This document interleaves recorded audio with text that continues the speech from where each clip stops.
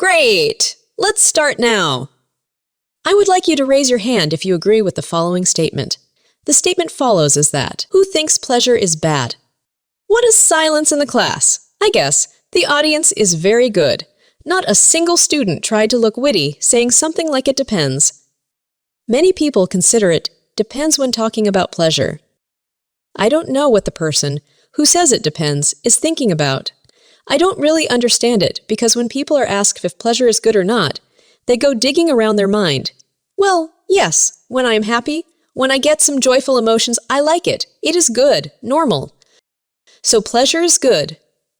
Next question. Maybe a little bit weird one. Tell me, have you ever seen or heard your parents say this to you? Or, for example, one parent to another, or an adult to an adult, or an adult or someone else. Anyway, the expression I mean usually goes like this. With discontented face, you want to have fun only.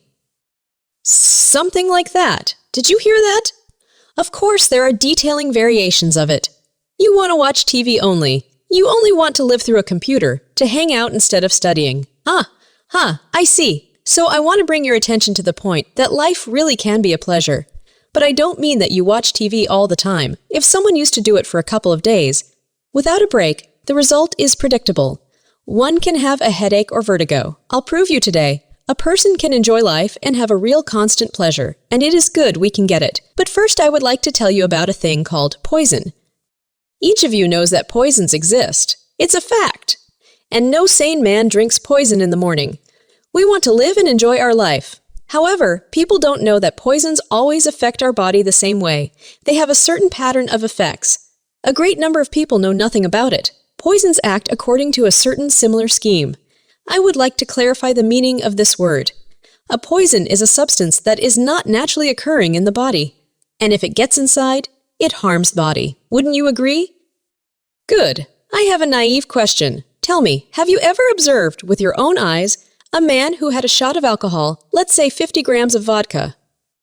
I see now you have. Notice I'm not asking if you've been drinking. So, a man drinks 50 grams of vodka, no matter what poison it is. I just want you to understand the basic pattern. It's very funny. So 50 grams of vodka gets in here. The brain says, what is it? What is it? Vodka. Alien liquid. Squeeze it out. A command is given to the heart. The heart beats. The blood runs. The body works hard to expel the vodka. Dancing, singing, and the man thinks, oh, one shot of vodka made me good. Let's have one more. And he drinks another 50 grams of vodka. The brain? Are you sick? He doesn't understand me, I guess. Now I have to speed it up to get rid of that extra vodka. A new command follows. The heart beats faster, blood runs faster, the body is getting warm, cheeks are rosy, eyes are shining, endless dancing, loud singing, hugging, kissing, loud singing, hugging, kissing. And he thinks, oh, 100 grams made me feel good. Yes. And 150 will make me feel better. So he adds more. Now look, there's a calculation going on here. Human brain is a perfect computer and it calculates what effort should be made to squeeze the poison out. And after calculation it says, if I accelerate the body in this way, after a certain period of time, the body will burn up. You all know that you can warm up your palms a little bit if you rub them together. Now imagine the whole body warms up. More and more, more and more, and finally, boom. So, to avoid that boom, the mind gives another command, slow down. I think you've seen a slowing body. Next question, not a difficult one, just raise your hands. Who has seen such a slowed down body that went on drinking?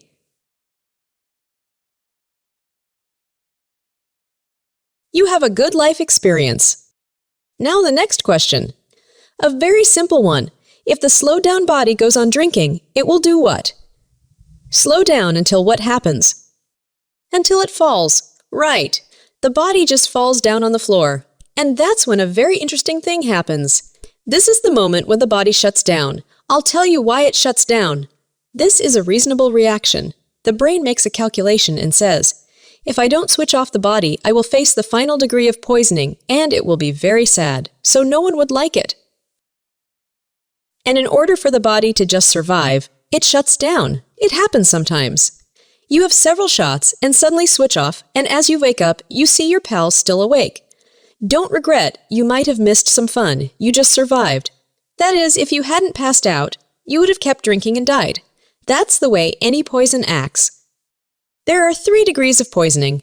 I'll give you 2 examples. One is a common example that nobody even thinks about. A coffee drink. Many of us like to drink coffee to get more cheerful and energetic. Have any of you tried to drink a lot of coffee to stay awake?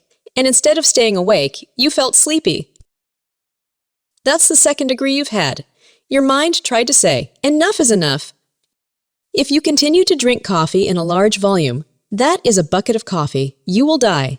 But the trouble is that you cannot drink a bucket of coffee. It simply does not fit in the stomach, and therefore it is impossible. Nonetheless, it acts at these 3 points. 1 cup of coffee, 10 cups, and a bucket. That's clear, right? Good. Next example. The stuff that no one drinks. It's used to poison rodents. Do you know about arsenic? If you drink just of 0.2 of a gram of arsenic, you are dead.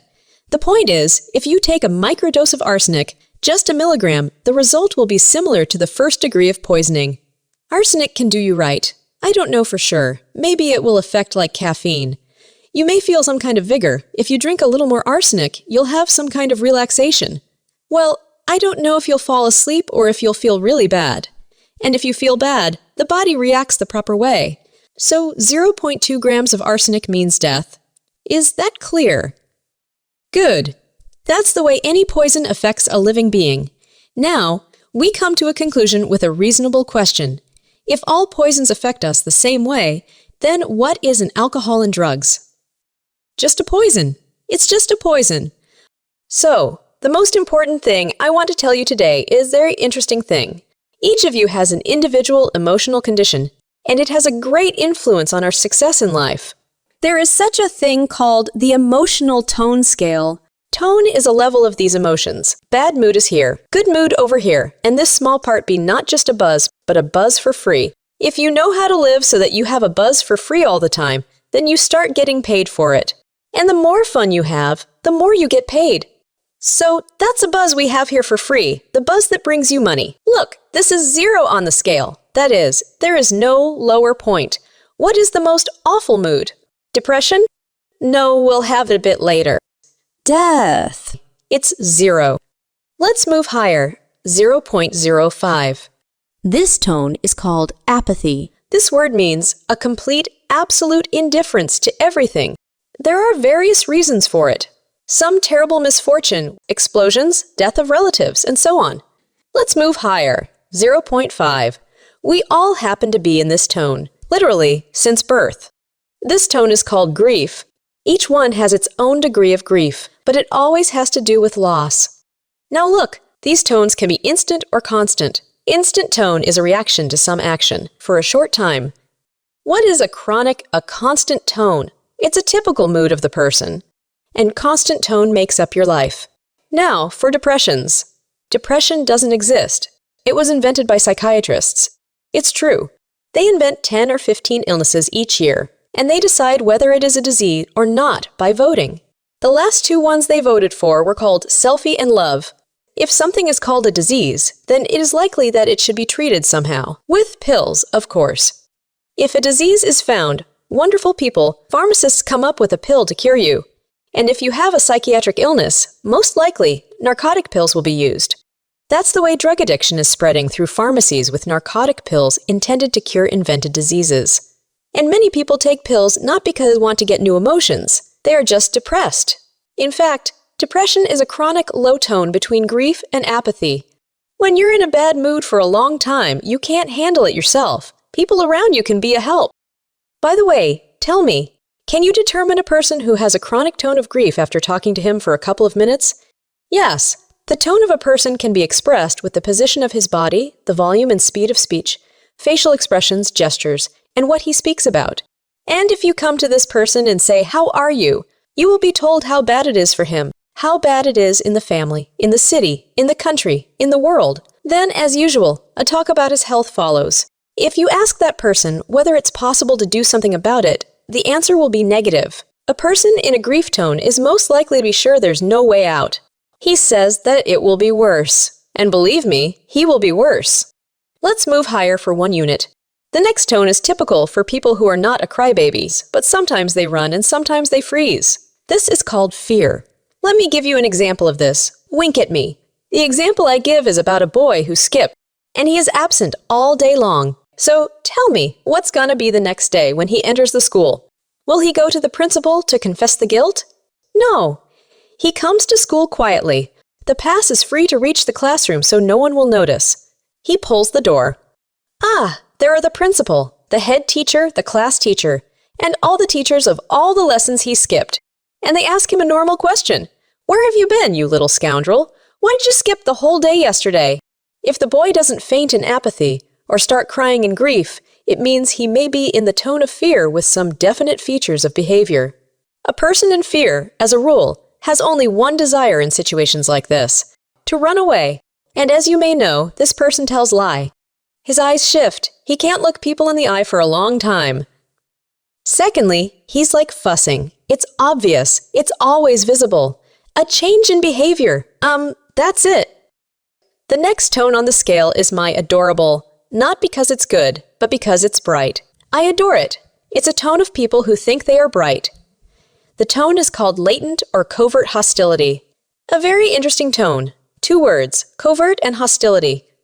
Open hostility is almost the same. We range it at 1.9. It's not even indicated on the scale. Open hostility is easy to describe. You say what you want. You say what you think, and what you think is basically bad. That is, the principal, the head teacher, the homeroom teacher. All these people are questioning the student, where have you been?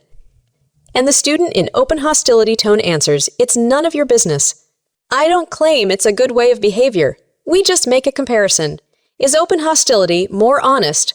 Now imagine I have a student who is very hostile to me each time we talk. What his chances are? I mean, his emotional tone. Will he go up the scale or go down? Most likely he will go down, to the covert hostility. Look, a man in grief gets pleasure when everyone around feels pity for him and cry. A person in fear gets pleasure when he manages to run away. The person in covert hostility gets pleasure when he had bad, and nobody knows it was him. People who enjoy harming other people should be stopped. No politeness to them. You must say, stop, otherwise you'll be imprisoned. Now look, why did I mention a prison? Because the tone of covert hostility is the tone of any criminal. A criminal is always in covert hostility. There's no other tone for it. Now, an option for boys. They also display different reactions. Let's say we have 2 boys in this class. The first one hates the second one. He is afraid to confront. He takes a seat at the back desk. He takes a pen to pieces and starts chewing a piece of paper. So he makes a paper bullet and takes a shot from the back desk to the front desk at his enemy's head. Yes. Now, I'll try to define what happiness is. Happiness is overcoming barriers on the way to the goal. It's not just about achieving a goal, it's also about overcoming obstacles. As soon as you have overcome, you feel happy. Hooray! Now we get back to the guy who took a shot with a paper ball. Had he a target? Yes. Did he hit it? Yes. Well, you see a hidden shot at his enemy's head. This was a goal. He reached it, and he wasn't caught in the act. He's the winner. A typical covert hostility. This was a tone for criminals. Now, what's above? 1.5. The next tone is called anger. A person in anger stops something. Anger is a tone of orders. Sit down. Shut up. Lie down. Don't move. Freeze. Now let's have a look at such a human activity as war. Can we determine its tone? What are the troops going to do in fear? To run, right? You can fight in anger tone only. Anger, without any doubt, makes you fearless. You have a grenade in your teeth and you stop any armor. If you have fear, you fail. Now you see the difference between the tones. Anger is the best tone to stop someone, to slow down something. There are even professions that suggest a tone of anger. The basic purpose of these professions is to stop someone or something bad. I mean, activities when you have to fight evil, 24 hours a day. All right, let it be a garden prison. Traffic police. That's right. The cops must stop the crime, right? All the police should work in anger tone. Now, imagine we have a corruption in the police. Corruption always shifts the police down the scale, and now there is no difference between cops and criminals. The system sucks. Persons in covert hostility are the same. The next tone, 2.0, is called antagonism.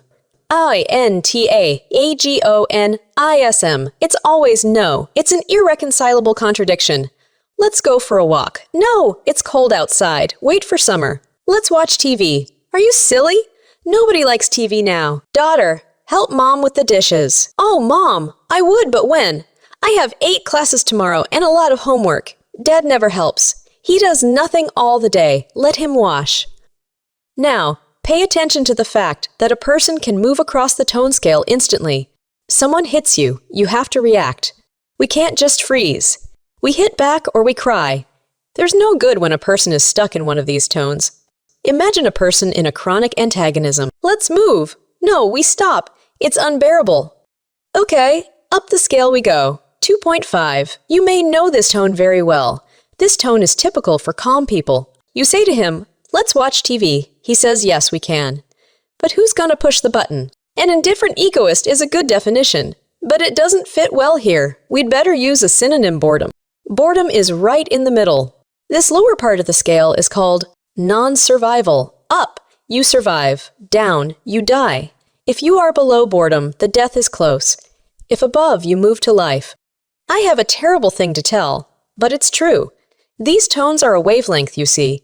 There are radio waves, there are other waves. We all have a basic wave. Sometimes you look at a person and you feel at once his vibe. We don't even have to talk to feel it. So what is it we feel? We feel the wavelength. Teachers of physics say, the wavelength is a distance between 2 crests of a wave. And higher on the scale, the more smooth the wave of a person is. But down here, the wave is peaky. Let's start with health. Attention, please. I better put it this way. The lower the tone of a person, the lower his illness is. Once more, the lower illness is located. I can make a list of typical illnesses. It's a recognized fact. If someone has chronic tone of antagonism, then he is prone to chronic diseases of the upper respiratory tract, runny nose and cough. The tone below.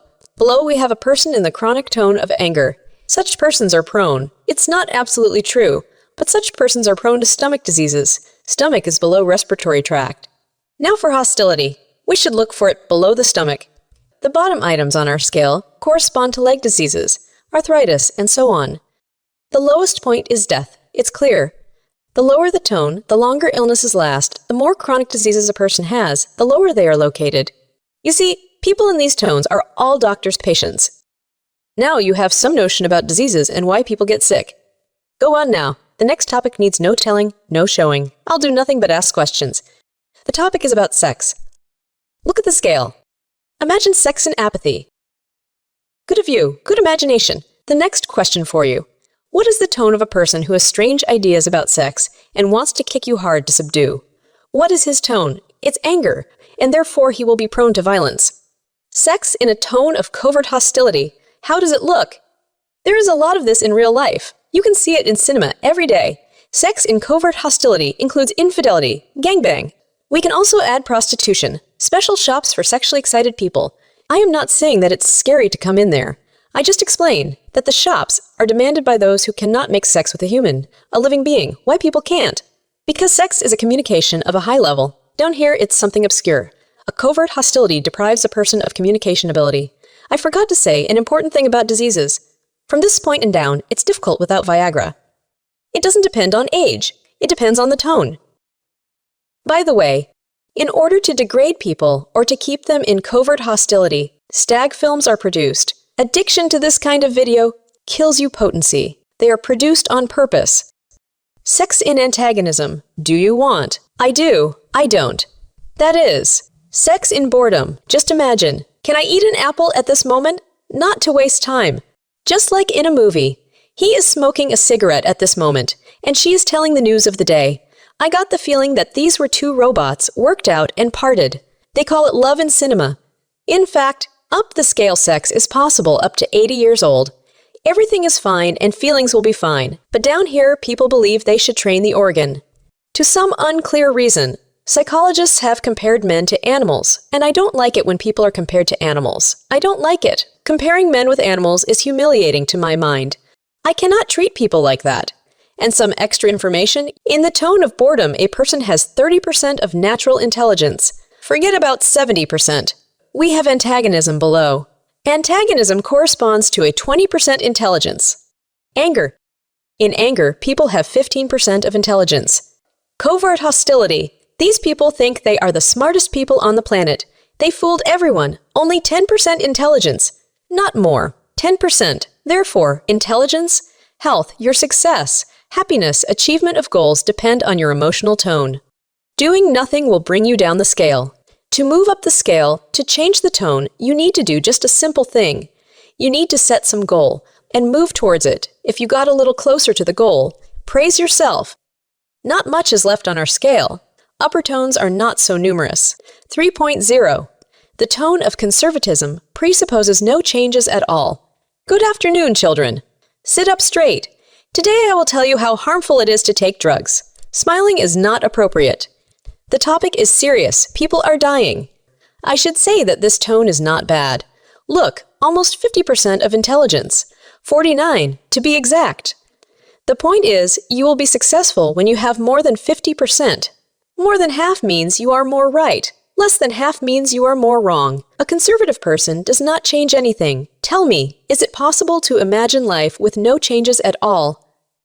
Life changes every moment. New devices are invented, some new technologies. Something else, more and more every year. A person who rejects changes will retard and shift down the scale for sure. But a conservative person, at least, does not want anything bad. He wants to keep the good. So he benefits society, but very carefully. A person in the conservative tone can simply stop something good just because it is new. Now 3.3. The tone is called a strong interest. 70% of intelligence.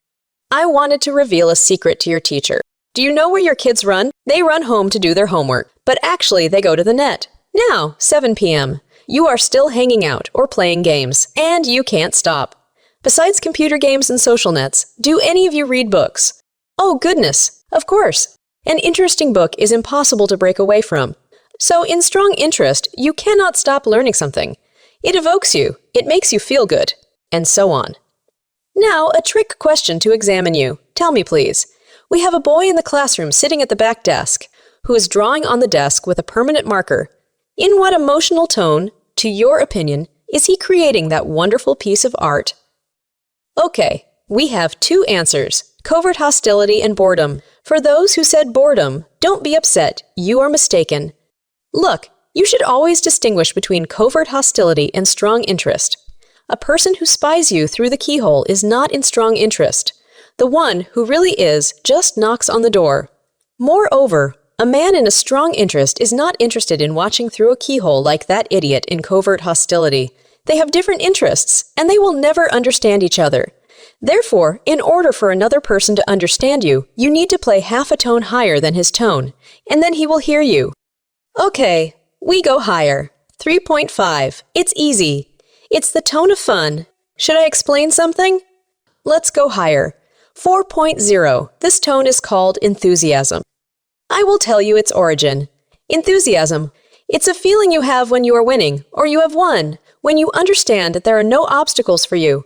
Everything is fine. It's enthusiasm. It's an ancient Greek word, but we can find it in many modern languages.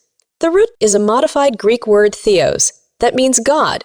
The whole word enthusiasm can be translated as something from the God. When you feel enthusiasm, you are God's. Up there, people can achieve anything they want to. So, you ought to push yourself up all the time. Now you know about life more than your parents. Well, let's have a brainstorm. The question is, can we identify emotional tones that provoke people to think about drugs? Let me tell you, starting from the top. Imagine the following situation. Here is the gate. Here I am. The ball is right here, and the goalkeeper suddenly departs. I'm about to score a goal for sure. I'm ready to kick, but suddenly I think I'd better go start taking drugs. Please tell me, why a person with absolute intelligence, with positive emotions and joyful pastime, should come to conclusion he needs taking drugs? No way, it never comes to his mind. He already has a buzz. Why should he pay for what he already has? The fun tone. You have a party with friends, laughing, joking. Your belly hurts from laughing. Is it the best moment for you to start thinking of taking drugs? No. Okay, you are watching a detective movie. You are in the tone of strong interest, or you are reading a detective story. As for me, I like detective novels about Mr. Fandorin by Boris Yakunin.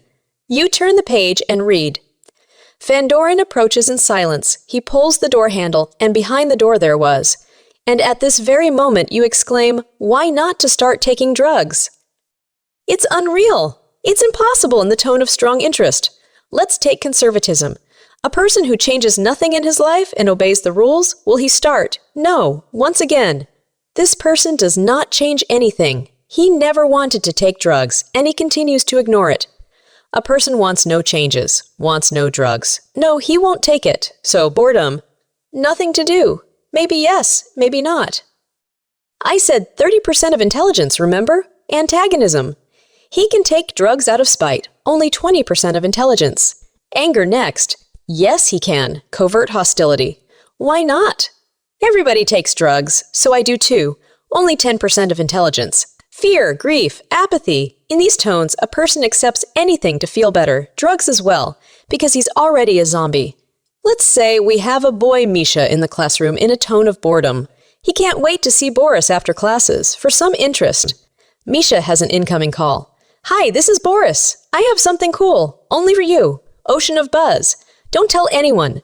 Misha comes to Boris, and Boris offers him a drug easy to use, easy to buy. Let's take cannabis for an example, okay? A beginner can try spice, but never a poppy because there is practically no one who would start injecting. It hurts. As a rule, a beginner is given something to swallow or to smoke. Let it be a long story. Therefore, we chose cannabis, which is told not to be a drug, just a magic medicine, they say. Boris says to Misha that he has a joint. Are you a fool? I was told it was dangerous. A question. In what tone is the boy Misha, and in what tone is the boy Boris? Look, the boy Misha is in the tone of boredom. The boy Boris, who offers and sales drugs, is in the tone of covert hostility. There's no other tone for him. He is here on the scale. He's a criminal. What is he to do to make Misha take the drug voluntarily? He needs to degrade this person in tone. How does he do it? He starts pressuring. He says that everyone has already tried. Finally, he makes Misha feel very uncomfortable, and Misha agrees. Okay, I'm gonna try it once. He smokes the joint, and what is his new tone after that? Higher or lower? The boy Misha reaches the top of the scale enthusiasm. Why? Because a small amount of poison made his body jump and dance. Right at the top, but it's a false enthusiasm. Will he stay in this tone for the rest of his life? The drug stops working. Where is the boy Misha on the scale now? Back to his constant tone. Misha successfully gets back in boredom, and soon he has an idea.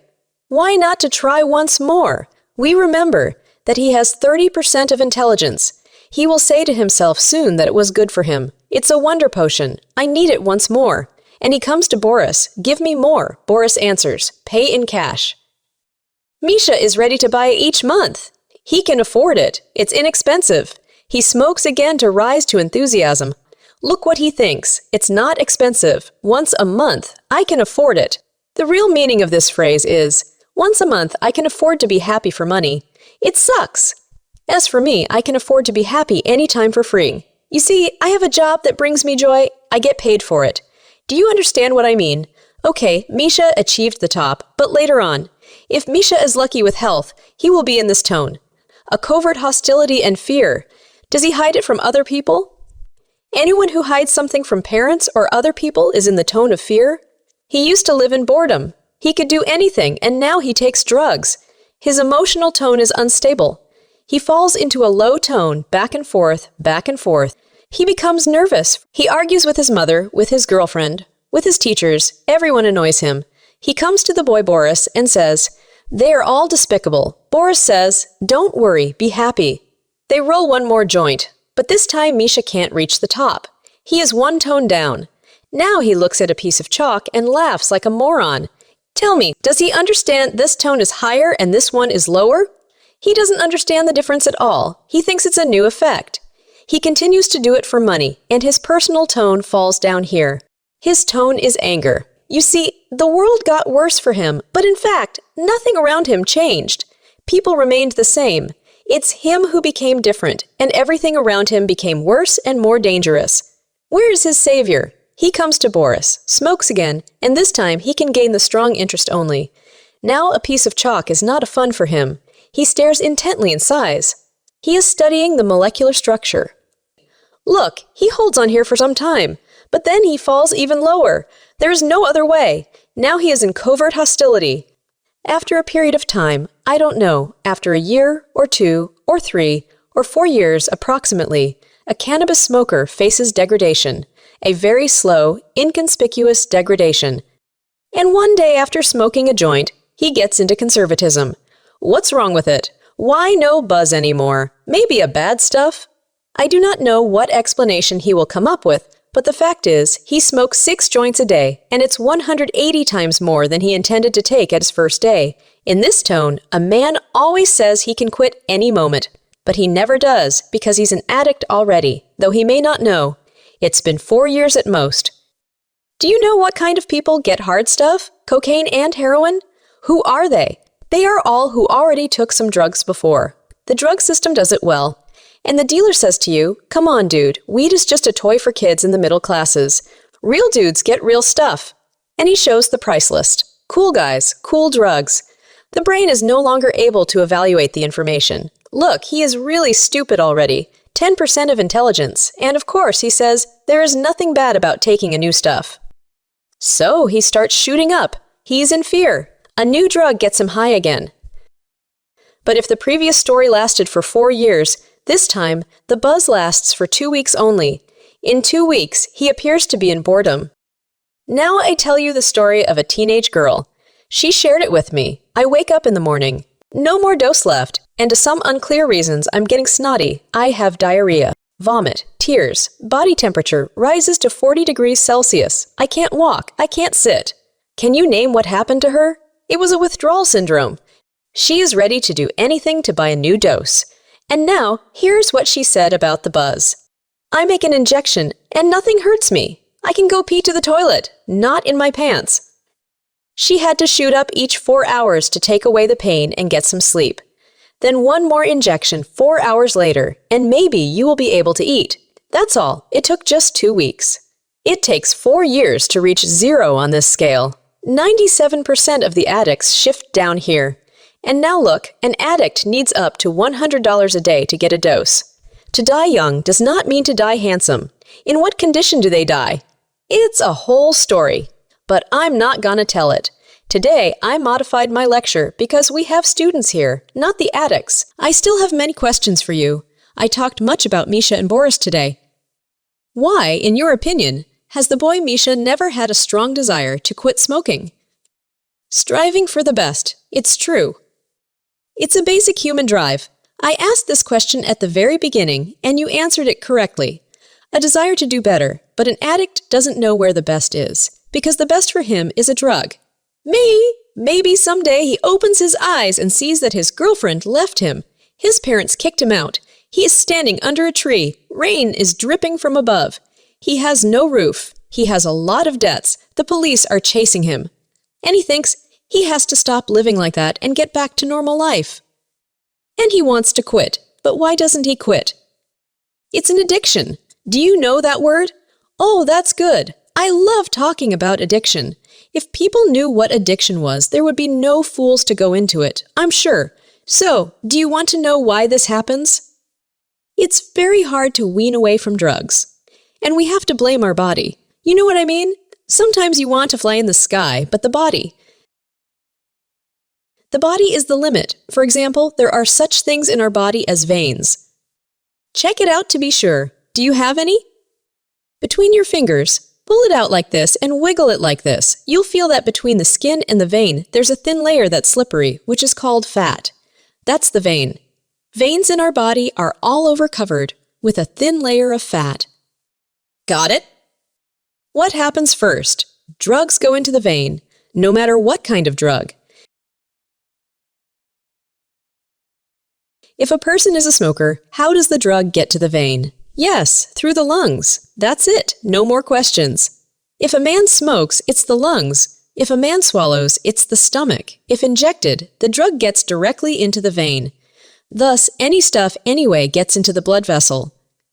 There's blood in the vein, and blood is 97% water. Water, you know that. Good! And drugs are substances that don't dissolve in water. Let the chemistry be with you. Did you read that textbook? It's good that you realize there are substances that dissolve in water, and there are substances that don't. If we drop any kind of oil in the water, it will not dissolve. It will not dissolve. It will float as a round spot. So, no drug dissolves in water.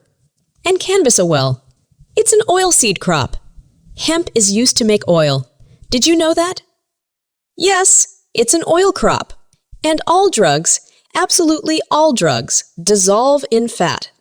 It dissolves there in one form or another.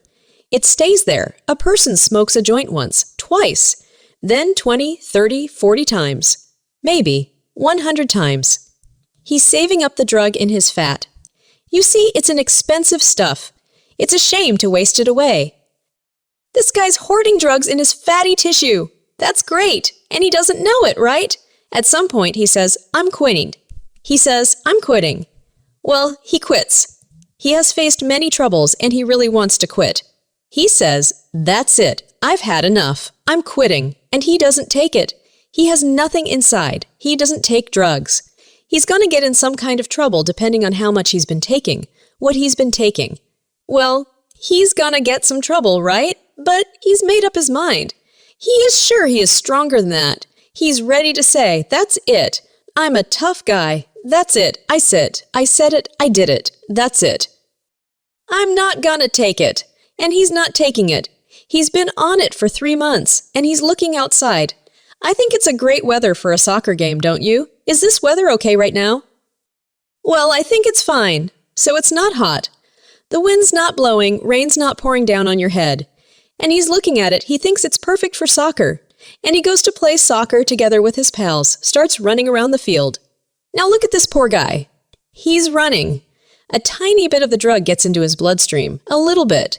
You know what it's doing there? It's running through the blood and saying, add more, add more, add more. Aren't you at your dealer yet? Come on, go to Boris. And the body starts going. That's it. He comes to Boris. He doesn't think, he acts. This thing makes him go to Boris all the time.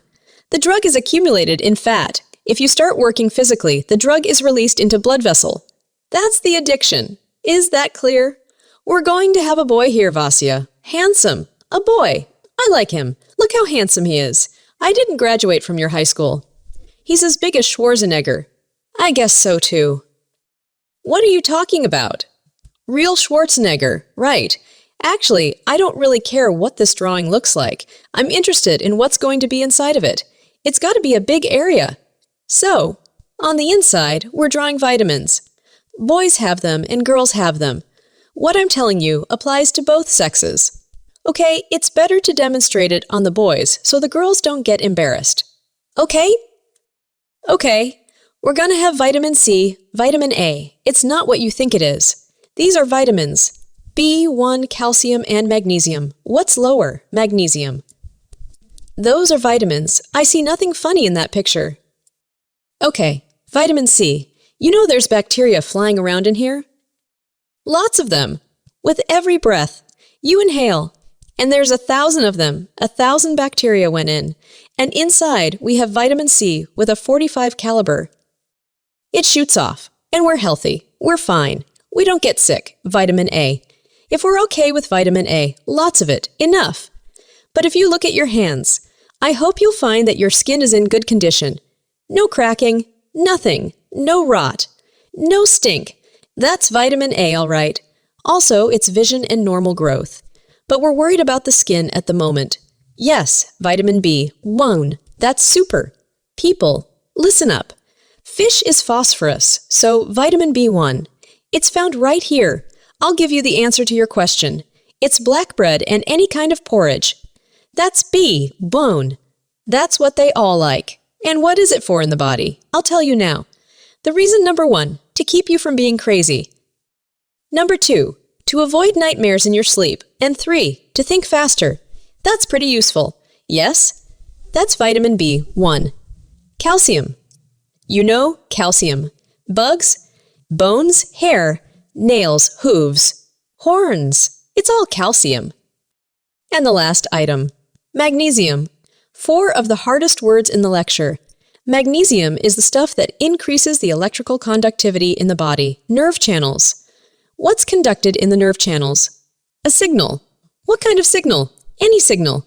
If I touch the blackboard. I can feel its wood. Here we go. Oh, I feel like it's a perfectly flat surface. It's just a little cut in places. Just a little bit. If I eat a candy bar, I can feel it's sweet. That's magnesium. It helps us to get the feeling. Our boy Misha decided he didn't get enough of these substances, so he decided to have more, and he smoked one more joint. Maybe, for example, he ate some kind of, pills. Yes. I hope you all realize what kind of pills, right? Great! So he ate something. He swallowed something. He sniffed something or injected something. It doesn't matter what.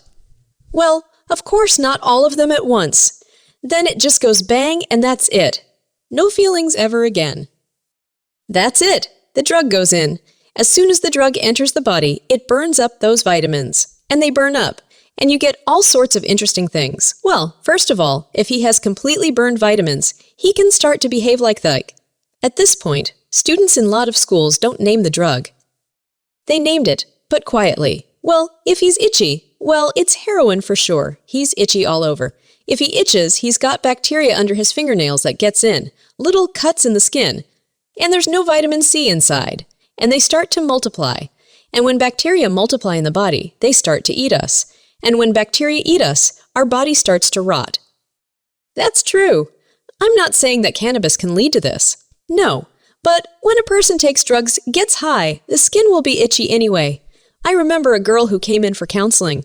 From hand to shoulder, both of her arms were covered in this kind of canker sores. Everything was rotten, and she came to me with a naive face. Do you know what I should do? I said, what are you doing? She says, I'm putting ointment on my arms. I said, show me what you're using. She shows me the medicine. I say it's very good. Does it help? No, it doesn't. I said, have you tried quitting drugs? You know what she said. Why? I'm not an addict. I only shoot up twice a day. I'm telling you, when a person says, Mommy, my dear, my legs are rotten. It's time to quit. This girl who told me about going on the roof, that's it. She said when I had my first withdrawal, it was the first time I thought maybe I was a junkie. Well then, she said, no, I'll probably quit later, when they rot. But it's vitamin C, now for vitamin B1. Naturally, if you don't get enough of it, the first thing you see is nightmares, not in your dreams, but in real life. You're walking, and there are bushes, and aliens over there. A nice life, isn't it? Isn't it? So he gets very nervous. There's danger around, so he's lashing out like a lunatic and yelling at everybody. Yeah, very nervous, guys. Calcium. I'm not saying all his teeth are gonna fall out. Gosh, I saw a guy, 23 years old, 3 years he's been injecting. Half the guy's teeth were still there. Why would a guy at 23 have all his teeth? He's got a year to live with that kind of drug addiction. Okay, one last thing. Magnesium. I'm drawing. It's going to be a brain with the same number of squiggles again. This is the neural canal. And this is one of the endings of the nerve canal. These are fingers. This is the hole. What kind of hole is that? I'll draw a little bit. If I had a microphone here and I had an amplifier here, there'd be a cord between them and there'd be a plug.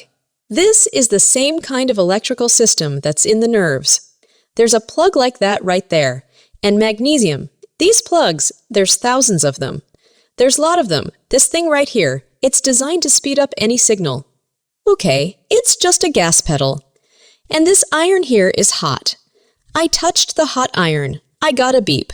That hurts. It went to the magnesium. Magnesium accelerated. It hurts.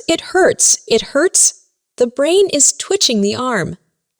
And the arm twitches. It's called a reflex. Got it. It didn't burn. The man took drugs. Magnesium burns out. There's a block forming here, touching the iron. I'm getting a signal here. Is it here? Is that a command? Something's twitched. Something on the iron. Well, a bit later, a person goes to take drugs to keep the pain at bay. In one of the lectures, 10th grade, a guy says to me, I heard that drug addicts don't get sick. I said, who did you hear that from? Drug addicts. That's a good source of information. Of course he doesn't get sick. He doesn't get sick. He doesn't have magnesium. He can't feel it. If a person quits taking drugs, the body may have some manifestation or another. He'll get the flu. He'll get the sniffles. Something will happen. If he's in there injecting, he'll have, oh my God. That makes sense, right? Let's talk about fun. We started with pleasure. We'll end with pleasure. We'll finish with pleasure. Here we're going to have another nerve channel. I don't know what you're smiling about. There's going to be an eye here. Just an eye. And it's Misha's eye. And he has a girl named Masha. Pretty Masha, this is your body. And you have the right to do whatever you want with your body. I want to, very much. I want to rot. I want it to rot.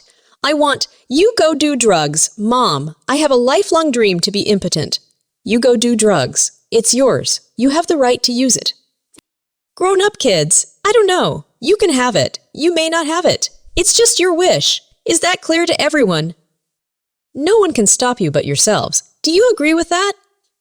Well now, thank you very much for your attention. Because I really like to give lectures at your place. This is the best educational institution in your city.